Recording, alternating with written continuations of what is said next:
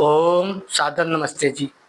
आप सबका हार्दिक स्वागत है हमारे चैनल आर्य टू आर्य में। हमारी वैदिक कक्षा आरंभ हो चुकी है, जिसमें हम लगातार एक-एक करके वीडियो बना रहे हैं।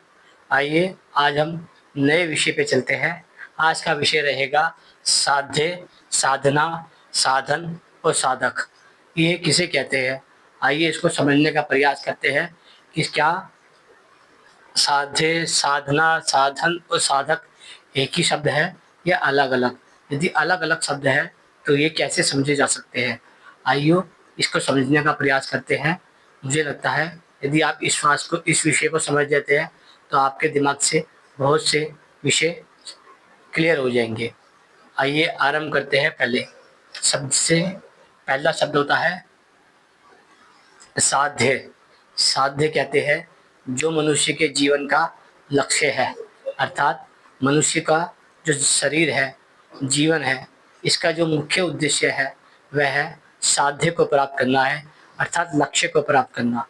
मनुष्य जीवन में आज जो है धन प्राप्त कर रहा है, ऐश्वर्य प्राप्त कर रहा है, मान सम्मान प्राप्त कर रहा है और भौतिक विषयों को प्राप्त कर रहा है, भीड़ प्राप्त कर रहा है, असंख्य लोकतंत्र प्राप्त कर रहा है, जनतंत्र प्राप्त कर रहा है, देश-विदेश प्राप्त कर रहा है, सारी चीज़ें प्राप्त कर रहा है। लेकिन मनुष्य के जीवन का जो लक्ष्य है, वह मूलतः है साध्य को प्राप्त करना। साध्य मनुष्य के जीवन का एक मात्र लक्ष्य है। इसलिए संसार में मनुष्य को साध्य की ओर जाना चाहिए। दूसरा शब्द है साधना, अर्थात लोग कहते हैं मनुष्य को ईश्वर की साधना करनी चाहिए। साधना का अर्थ होता है कि वह किसी चीज़ को नियंत्रित लक्ष्य बनाकर उस पे कार्य करना, उस पर विचार करना, उस पर नियंत्रित हो जाना, उसको ही साधना कहा जाता है।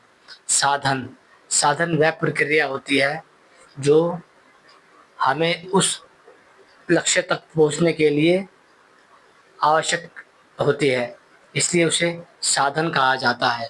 और साधक होता है जो व्यक्ति या जो आत्मा या जो मनुष्य इस साध्य को प्राप्त करना चाहता है, उसे ही साधक कहा जाता है।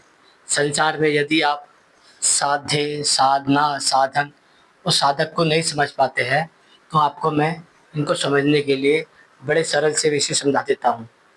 पहला शब्द होता है आत्मा। संसार में असंख्य आत्म पुरुष है, आत्म स्त्रियाँ है, आत्म नर है, आत्म मादा है।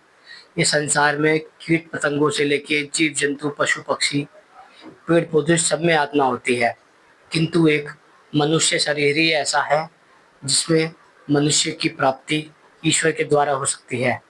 या यूँ कहा जा सकता है कि मनुष्य ही संसार में एक ऐसा प्राणी है जो ईश्वर को प्राप्त कर सकता है, समझ सकता है, जान सकता है और पा सकता है। लेकिन यदि वह मुख्य रूप से आत्मा को जानने वाला होना चाहिए, आत्मा को मानने वाला होना चाहिए और आत्मीय गुण को धारण करने वाला होना चाहिए। अब बात करते हैं दूसरी शरीर की।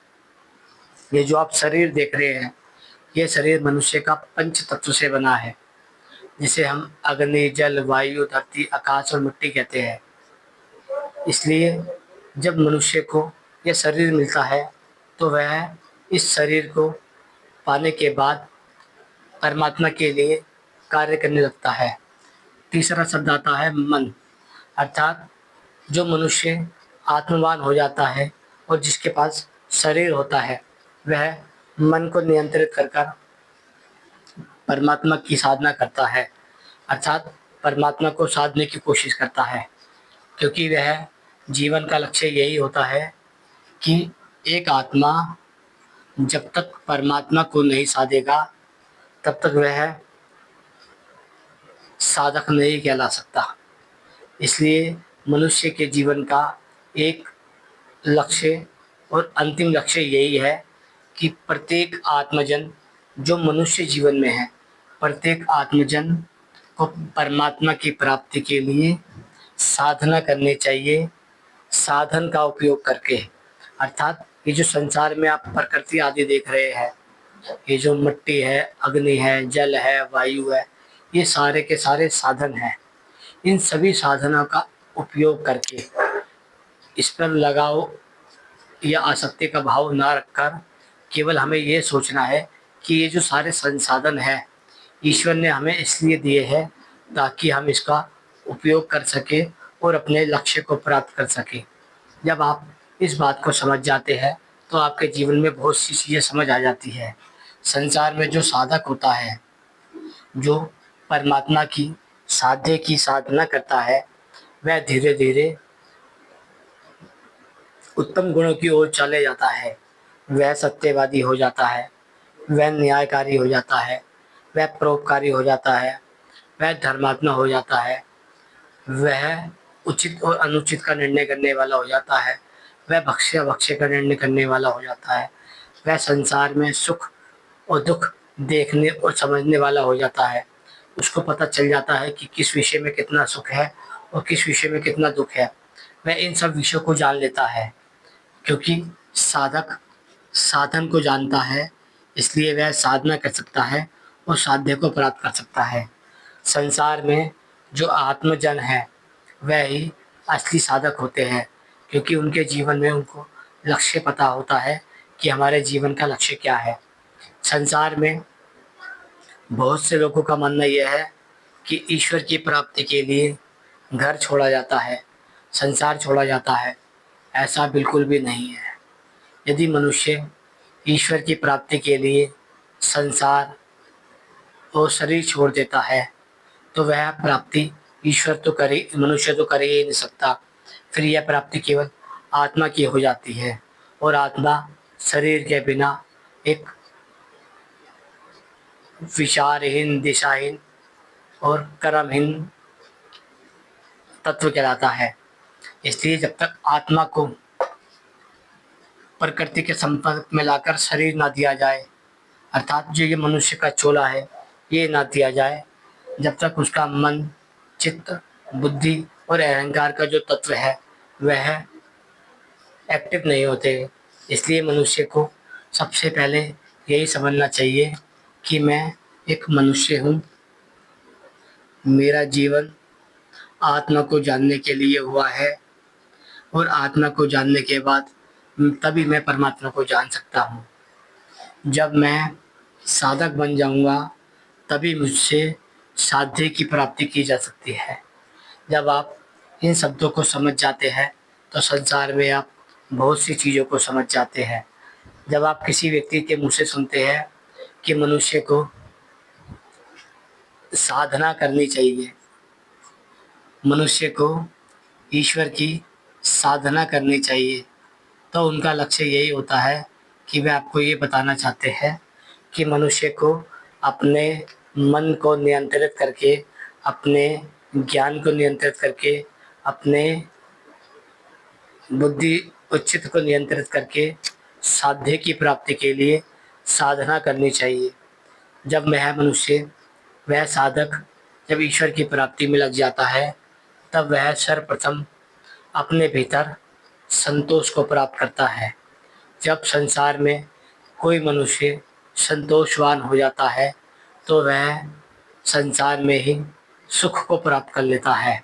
संसार में सबसे विरले मनुष्य वही होते हैं जो संतोषी होते हैं, अर्थात जो संतोष में रहते हैं, जो सुख दुख में, ईर्ष्या द्वेष में, छल कपट में या अन्य किसी में भी सुख और दुख को समान रूप से समझते हैं, वह ही केवल संतोष में रह सकते हैं।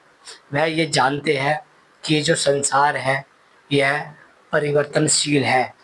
कल हमारा जन्म हुआ है, आज हम नियंत्रित हो रहे हैं और कल हम दोबारा नष्ट हो जाएंगे। जब मनुष्य के जीवन में ये बात आ जाती है समझ में, तो वह धीरे धीरे इस संतोष को अपने भीतर धारण कर लेता है। लेकिन संसार में 99.99% लोग जीवन में असंतोषी होते हैं। इसलिए वह किसी न किसी कारण से छल कपट, ईर्ष्या द्वेष, असत्य आदि विचार रखते हैं और जिसके कारण वह संसार में दुख भोगते हैं। संसार में जो साधक होता है, जो ईश्वर की साधना करता है, परमात्मा की साधना करता है, ओम नाम को निरंतर जप करता है, परमात्मा के विषय में चिंतन करता है कि वह परमात्मा न्यायकारी है, हमें भी न्यायकारी होना चाहिए। वह परमात्मा विद्यावान है, तो हमें भी थोड़ा बहुत तो विद्यावान होना चाहिए। वह परमात्मा परोपकारी है, तो हमें भी परोपकारी होना चाहिए। वह परमात्मा संसार का रचिता होता है, फिर भी वह अहंकार भाव से ग्रसित नहीं होता है। हमें भी ऐसा ही होना चाहिए। अपने निंदकों को कभी पीड़ा नहीं देनी चाहिए। ऐसे ही मनुष्य जब साधक बन जाता है और धीरे धीरे वह साध्य के बारे में विचार करता है कि साध्य कितना उत्तम है, कितना गुणों वाला है, कितना गुणातीत है, कितने अच्छे अच्छे गुण उसके अंदर है। वैसे ही धीरे धीरे ये गुण साधक के अंदर समा जाते हैं। जब साधक के अंदर ये गुण समाते हैं तो साधक आपको एक अलग रूप में दिखाई देता है। जब वह इन गुणों को धारण कर लेता है, जो संसार में धर्म का प्रचार करते हैं, जो सत्य को सत्य, न्याय को न्याय, धर्म को धर्म, उचित को उचित, भक्ष्य को भक्ष्य और परोपकार को परोपकार कहते हैं, तो वह सारे लोग धीरे धीरे महापुरुष की श्रेणी में आ जाते हैं। आप जब श्री रामचंद्र, श्री कृष्णचंद्र, महात्मा बुद्ध, महावीर जैन, महावीर मुनि जैन, गुरु नानक, गुरु रैदास, स्वामी दयानंद इत्यादि के विषय में पढ़ेंगे तो मूलतः आप यही पाएंगे कि वह सबके सब परमपिता परमात्मा के साधक थे और उन्होंने धीरे धीरे साध्य को साध कर, अर्थात धीरे धीरे अपने साध्य को साध कर जो उत्तम उत्तम गुणों को अपने भीतर धारण किया है, उसका एक एक अंतिम कारण यही है कि वह धीरे धीरे साध्य को जानते गए और इसके विषय में वह जो जो गुण जान लेते थे, उन उन गुणों को अपने अंदर धारण कर लेते थे। संसार में संसार में मनुष्य के पास जब आप इस चीज़ को समझ जाते हैं तो मुझे लगता है आप बहुत कुछ समझ सकते हैं। आपने गुरु रैदास का नाम सुना होगा। गुरु रैदास ने एक प्रचलित वाक्य बोला था कि मन चंगा तो कटोती विच गंगा। इसका अर्थ लोगों ने अपनी इच्छा अनुसार यह लिया है कि जिस व्यक्ति का मन चंगा होता है तो उसके पास गंगा स्वयं चल के आती है, जबकि वह ऐसा नहीं मानते थे। उनके लिए मानने का अर्थ ये था कि मन चंगा तो कटोती विच गंगा। यदि मनुष्य का मन पवित्र है, निर्मल है, शुद्ध है, तो उसे ईश्वर की प्राप्ति के लिए तीर्थों पे, मंदिरों पे या अन्य घाटों पर भटकना नहीं पड़ता।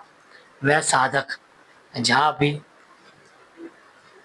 अपनी साधना करता है ईश्वर को प्राप्त करने के लिए, तो वह साध्य उधर ही साधे जा सकते हैं। अर्थात यदि मैं कहूँ कि मैं अपने घर में ही आलटी पालटी बैठकर, सुख आसन में बैठकर जो मुझे सुख देता है, उस आसन में बैठ के, चाहे वो दरी हो, चाहे वो बिस्तर हो, चाहे वह कुर्सी हो, चाहे वह खड़े हो, चाहे वह कोई भी आसन हो जिसमें आपको सुख की अनुभूति होती है, यदि आप उस आसन में बैठकर मन के भीतर ही उस संसार के बनाने वाले को साधने की कोशिश करते हैं, नियंत्रित अपने मन को नियंत्रित करके, बुद्धि को नियंत्रित करके उस पर विचार करने की कोशिश करते हैं, तो आप ईश्वर को मन के अंदर, घर के अंदर और अपने बिस्तर पे भी साध सकते हैं। लेकिन जब आप किसी व्यक्ति को या किसी ईश्वर को ऐसे स्थान पर जाने खोजते हैं जहाँ आपको घूमना मिले, फिरना मिले, तो फिर आप वहाँ पर केवल घूमने और फिरने जाते हैं और मनोरंजन की चीज़ें देखने जाते हैं, ना कि आप वहाँ पर केवल साधना करने जा रहे हैं। क्योंकि जो व्यक्ति साधक होता है, साधक व्यक्ति को ये जो प्रकृति होती है, ये केवल साधन के रूप में दिखाई देती है कि ये जो उसे मनुष्य का चोला मिला है, ये केवल इसलिए मिला है ताकि मैं साध्य को प्राप्त कर सकूं, परमात्मा को प्राप्त कर सकूं। लेकिन यदि वह व्यक्ति प्रकृति के द्वारा ही आसक्ति का भाव लिया है और वह सोचे कि जो संसार है कि ये मुझे ही भोगने के लिए मिला गया है, मैं इसको ही भोगूंगा, साध्य की प्राप्ति नहीं करूंगा, तो वह यदि अलग अलग स्थानों में जाके, अलग अलग तीर्थों पे जाके, अलग अलग मंदिरों पे जाके, अलग अलग घाटों पर जाके नहा कर आए, धोकर आए, या कुछ और भी कर कर आए, पूजा पाठ कर्मकांड, तो भी वह ईश्वर की प्राप्ति के लिए नहीं करता, केवल वह अपने सुखों की प्राप्ति के लिए करता है। जबकि संसार में जो आज साधक होता है, उसका हर कार्य अपने साध्य की प्राप्ति के लिए होता है। इसलिए संसार में जो साधक हो जाता है, वह ही मर्यादा पुरुषोत्तम हो जाता है, वह ही मर्यादित हो जाता है, वह ही योगी हो जाता है, वह ही धर्मात्मा हो जाता है, वह ही ऋषि हो जाता है, वह ही मुनि हो जाता है, और वह ही संसार का परोपकारी हो जाता है, वह ही आप्त हो जाता है, वह ही सुधारक हो जाता है।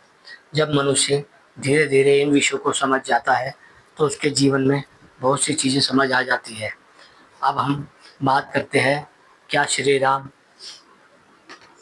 श्री कृष्ण, बुद्ध, महावीर, गुरु नानक, गुरु रविदास और स्वामी दयानंद, इन सब में समानताएं क्या थी? यदि आप इन सब का जीवन चरित्र उठाकर पढ़ेंगे, तो आपको मुख्य तौर पे यही दिखाई देगा, ये सब के सब एक परोपकारी मनुष्य थे। अर्थात इन्हों का जीवन का एकमात्र लक्ष्य यही रहा कि वह समाज का कल्याण करना चाहते थे। दूसरा, वह सबके सब न्यायकारी थे। अर्थात वह जब किसी के प्रति न्याय करते थे, तो छल, राग, द्वेष, ईर्ष्या, क्रोध का उपयोग नहीं करते थे। वह केवल पक्षपात रहित न्याय करते थे। यह सबके सब सत्यवादी, सत्य उपदेशक थे। इन्होंने कभी जीवन में असत्य का उपदेश नहीं किया, इसलिए इनको सत्य उपदेशक भी कहा जाता है। यह सबके सब धर्मात्मा थे। इनके जीवन में यदि आप उठा के देखेंगे जीवन चरित्र को, तो आपको समझ आएगा ये सबके सब धर्मात्मा है। इन्होंने अपने जीवन में कभी भी धर्म का उल्लंघन नहीं किया, ना ही इन्होंने कभी ऐसा कोई कार्य किया है जो इनके जीवन चरित्र को बिगाड़ सके। वैसे ही ये जब सत्यवादी थे, तो फिर यह भक्ष्यवादी भी थे। अर्थात इन्होंने कभी जीवन में मांसाहार का, रक्त का और ऐसे पदार्थ का सेवन नहीं किया जो मनुष्य को नहीं लेने चाहिए, जिससे मनुष्य की साधना में दिक्कत आती है, मनुष्य के आत्मा गुण में दिक्कत आती है, और मनुष्य की मनुष्यता पे प्रहार करती है। इसलिए ये सब के सब लोग महापुरुषों की श्रेणी में आते हैं। किंतु जो इनके अनुयायी हैं, चाहे वह श्री राम हो, श्री कृष्ण हो, बुद्ध हो, महावीर हो, गुरु नानक हो, गुरु रविदास हो और स्वामी दयानंद हो, इन सब के जो अनुयायी हमें दिखाई देते हैं, लगभग लगभग वह अलग अलग चीज़ों में फंसे हुए दिखाई देते हैं। चाहे वह स्वार्थ हो, व्यभिचार हो, लालच हो, छल कपट हो, या कुछ भी हो। लेकिन स्वामी दयानंद के जो अनुयायी हैं, आज भी लगभग 100 में से 90, 95 या 99 कह सकते हैं, वे आज भी सत्यवादी है, छल कपट नहीं करते, न्यायपूर्वक बात करते हैं, संसार का उपकार चाहते हैं, संसार पे का परोपकार करते हैं, संसार का कल्याण करते हैं। यह किसी भी व्यक्ति से ईर्ष्या द्वेष नहीं करते, यह किसी में भेदभाव नहीं करते। इसलिए स्वामी दयानंद को छोड़कर यदि हम श्री राम, श्री कृष्ण, बुद्ध, महावीर, नानक, गुरु रविदास के अनुयायी की बात करें, तो आपको दिखाई देगा कि लगभग अन्य सभी लोगों के जो अनुयायी हैं, वह आज शराब पीते हैं, मांसाहार करते हैं, छल कपट करते हैं, ईर्ष्या द्वेष करते हैं, भोग विलास में लिप्त रहते हैं और अन्य अन्य कार्य करते हैं। वह सबके सब अपने अपने महापुरुषों के आदर्शों को छोड़ चुके हैं। लेकिन जो स्वामी दयानंद के अनुयायी हैं, वह अभी तक अपने आदर्श पुरुष, जो महापुरुष है स्वामी दयानंद सरस्वती, उनके सिद्धांतों पे चलते हैं, उसे स्वीकार करते हैं। और जो व्यक्ति 100 में से 1%, 2% या 5% लोग उस बात को नहीं मानते हैं, तो वह 95% लोग उन व्यक्तियों का खंडन करते हैं, उन्हें गलत सिद्ध करते हैं। ऐसा नहीं है कि वह 95% लोग उन तीनों को डिफेंड करते हैं, वह उन तीनों को गलत कहते हैं और वह समाज सुधार के कार्य में लगे रहते हैं। संसार में जब मनुष्य श्री राम, श्री कृष्ण, बुद्ध, महावीर, गुरु नानक, गुरु रविदास और स्वामी दयानंद जैसे बनने की कोशिश करता है, तो सर्वप्रथम उसे ईश्वर की साधना करनी चाहिए। जब वह ईश्वर का साधक हो जाता है, तो वह ये जो गुणवान साध्य है, परमात्मा है, जो इसके अंदर उत्तम उत्तम गुण हैं, वह उन गुणों को धीरे धीरे अपने अंदर धारण करता है। जैसे वह न्यायकारी है, तो वह न्याय के गुण को अपने अंदर धारण करेगा। जैसे वह सत्यवादी है, तो सत्य गुणों को अपने अंदर धारण करेगा। जैसे वह परोपकार करने वाला है, वैसे ही ये परोपकार गुणों को अपने अंदर धारण करेगा। जैसे वह निर्भीक है, वैसे ये निर्भय हो जाएगा। जो संसार में साध्य होता है, मनुष्य भी वैसे ही हो जाता है। जैसे कि आपने देखा होगा, जो लोग काली की पूजा पद्धति करते हैं, उनको साधने की कोशिश करते हैं और साधक बनने का प्रयास करते हैं, तो वह शराबी हो जाते हैं और मांसाहारी हो जाते हैं, जिससे उनका धर्म नष्ट हो जाता है। क्योंकि वह शराबी और मांसाहारी देवी को मानते हैं, जो कि शराब और मांसाहार धार्मिक व्यक्ति के लिए अधर्म का लक्षण होता है। वैसे ही आप जब भैरव बाबा को पूजते हैं या मसानी को पूजते हैं या फिर भगवान शिव आदि को पूजते हैं, जो नशेड़ी के रूप में पूजे जाते हैं, समाज उन्हें एक भांग खाने वाला, एक नशा गांजा पीने वाले के रूप में पूजता है। वह कावड़ियों पे करोड़ों करोड़ों रुपए खर्च करते हैं, जिनमें लगभग 70-80% लोग नशा करने जाते हैं। अब आप ये ध्यान रखिए, जो साधक होता है और जो साध्य होता है, अर्थात जैसा ईश्वर होता है, जैसा ईश्वर परमात्मा होता है, जैसा ईश्वर होता है, वैसे ही साधक होता है, आत्मा होता है और वैसे ही मनुष्य होता है। ये बहुत महत्वपूर्ण विषय होता है कि आप किस व्यक्ति की साधना कर रहे हैं, किस व्यक्ति को साध रहे हैं, किसको आप लक्ष्य बना रहे हैं। यदि आपका लक्ष्य कोई आतंकवादी है, बलात्कारी है, देशद्रोही है, झूठा है, छली है, कपटी है, मांसाहारी है, व्यभिचारी है, तो आपके जो धीरे धीरे गुण है वह वैसे होते जाएंगे। इसलिए आज भारत में लगभग जो राम कृष्ण हनुमान जी के अनुयायी है, जो गुरु नानक और रविदास के अनुयायी है, उन सब ने अपने अपने महापुरुषों के जीवन चरित्र से कुछ नहीं सीखा। वह अपने अपने गुरुओं के जीवन से सीख रहे हैं। जो उनके गुरु है, या तो वह मांसाहारी है, या मिथ्यावादी है, या छल्ली है, कपटी है, व्यभिचारी है, शराबी है, मांसाहारी है, जीवन का लक्ष्य ही उनका कुछ नहीं है, तो वह जो जीवन में प्राप्त करने के लिए लोगों को मूर्ख बना रहे हैं, वैसे ही उनके अनुयायी हो गए हैं। इसलिए संसार में आज जो आप दुख देख रहे हो, उसका कारण आपके महापुरुष नहीं है, ना ही इसका कारण श्री रामचंद्र है, ना ही श्री कृष्ण चंद्र, ना ही बुद्ध, ना ही महावीर, ना ही गुरु नानक, ना ही रविदास, ना स्वामी दयानंद सरस्वती। वह जो उनके धीरे धीरे अनुयायी होते हैं, वह ही अपने गुरु घंटालों के चक्कर में फंस जाते हैं और वह उनके जरिए हो जाते हैं। यदि आप शेरा वाली के पास जाके पूजा करते हैं, तो आप शराब की बोतल लेके जाते हैं। यदि आप भैरव बाबा के पास जाके पूजा करते हैं, तो शराब की बोतल लेके जाते हैं। यदि आप शिव जी के पास पूजा करने जाते हैं, तो भांग का धतूरा लेके जाते हैं।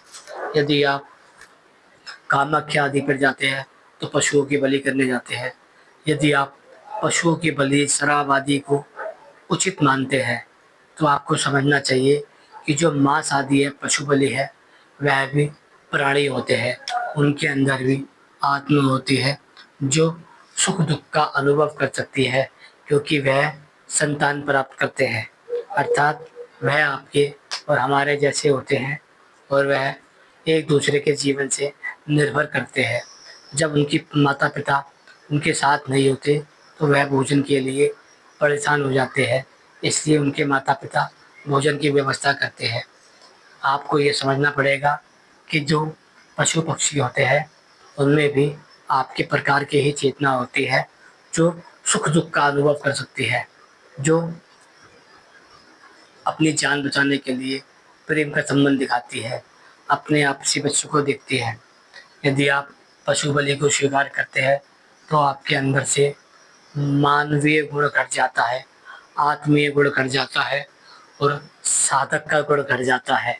यदि कोई व्यक्ति कहता है ऐसा नहीं है कि मांसाहारी व्यक्ति भी साधना कर सकता है, शराबी व्यक्ति भी साधना कर सकता है, तो ये निर्भर करता है कि जो मांसाहारी है और शराबी है वह साधना जो करता है वह या तो शराबी व्यक्ति की करेगा या फिर मांसाहारी की। वह किसी उत्तम गुण वाले ईश्वर की नहीं कर सकता।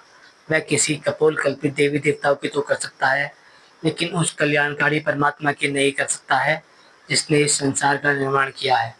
इसलिए जब भी साधक के जीवन में कोई उत्तम गुण आएगा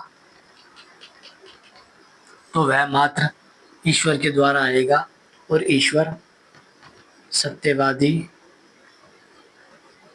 न्यायकारी, धर्मात्मा, परोपकारी है। यदि आप समझ जाते हैं कि साधक के अंदर ये धीरे धीरे गुण आ रहे हैं तो उसका अर्थ यही है कि वह जो साध्य की प्राप्ति करना चाहता है वह उसने बिल्कुल सही चुना है।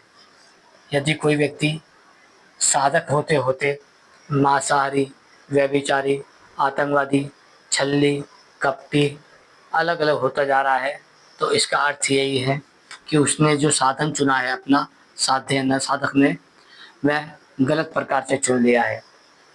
इसलिए संसार में मनुष्य को ये बड़ा विचार करना चाहिए कि जैसा सुख वह अपने लिए चाहता है वैसा ही सुख वह अन्य प्राणियों के लिए चाहे।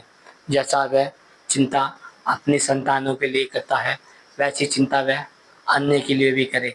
जैसा उसे अपमान अपने लिए स्वीकार नहीं है ऐसा अपमान वह किसी अन्य का ना करे। इसलिए जब संसार में आप इस प्रक्रिया को समझ जाते हैं तो आप बहुत सी चीज़ों को समझ जाते हैं। आपसे हमारा कोई राग द्वेष नहीं होता। हमारा लक्ष्य केवल यही है कि आपको इन विषयों को समझा सके जो संसार में आपको जीवन देने के लिए दिए गए हैं। लेकिन यदि आप इन विषयों को छोड़ देते हैं तो आप लगता है बहुत कुछ छोड़ रहे हैं। इसलिए संसार में यदि आपके जीवन में कहीं से भी सुख आ रहा है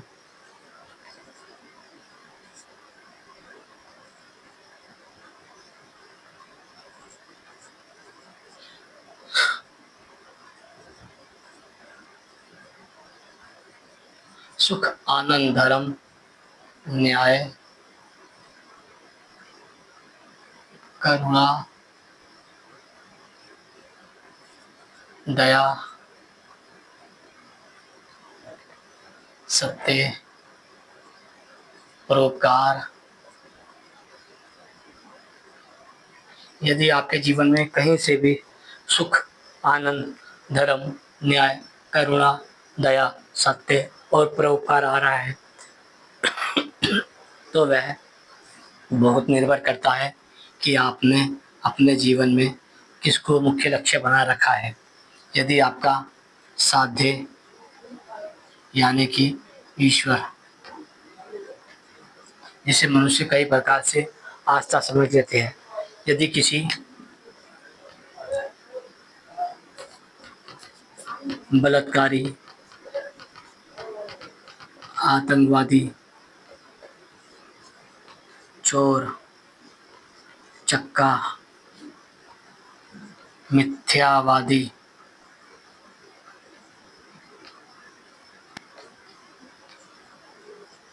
छल्ली,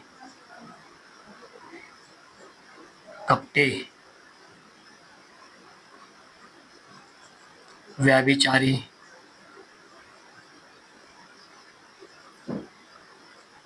लालची, मांसाहारी, शराबी, इन सब के ऊपर आस्था रख रखी है, तो यह चीज़ धीरे धीरे आपको नष्ट कर रहे हैं। ये आपके जीवन से उस परमपिता परमात्मा की साधना का साधना की हत्या कर रहे हैं, जिसके लिए मनुष्य को जीवन मिला है। यदि आप ऐसे किसी भी व्यक्ति के संपर्क में हैं, चाहे वह बलात्कारी हो, आतंकवादी हो, मिथ्यावादी हो, चक्का हो, चोर हो, छल्ली हो, कपटी हो, व्यभिचारी हो, लालची हो, मांसाहारी हो, शराबी हो, तो वह धीरे धीरे आपके भीतर से नैतिकता का पतन कर देगा। वह आपको असत्य को सत्य कहने के लिए मजबूर करेगा, अन्याय को न्याय कहने के लिए मजबूर करेगा, अधर्म को धर्म कहने के लिए मजबूर करेगा, व्यभिचार को न्याय कहने के लिए मजबूर करेगा, अभक्ष्य को भक्ष्य कहने के लिए मजबूर करेगा।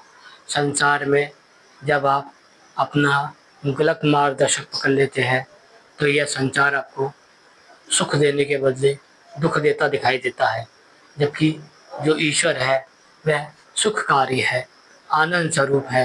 जब मनुष्य उसकी शरण में जाता है तो वह सुख और आनंद को प्राप्त करता है, क्योंकि वह सर्वप्रथम संतोषी हो जाता है। इसलिए आशा करते हैं कि आपको ये विषय समझ आ गया होगा। हमारा ये विषय समझाने का यही लक्ष्य था कि आप साध्य और साधक को एक रूप में समझने की कोशिश कीजिए। यदि साधक न्यायकारी है तो इसका अर्थ यही है कि वह भी न्यायकारी है, यदि वह परोपकारी है तो साध्य भी परोपकारी है। ये दोनों एक दूसरे के पूरक हो जाते हैं। जैसा ईश्वर वैसा उसका भक्त होता है। यदि ईश्वर शुद्ध, न्यायकारी, पवित्र सृष्टि करता है, वैसे ही साधक भी न्यायकारी, सत्यवादी, परोपकारी, धर्मात्मा और संसार का उपकार करने वाला हो जाता है। मुझे लगता है ये विषय आपको समझ आ गया होगा। आज का विषय यही समाप्त करते हैं। वीडियो को एक लाइक कर दीजिए, शेयर कर दीजिए, सब्सक्राइब कर दीजिए और बेल आइकन को दबा दीजिए।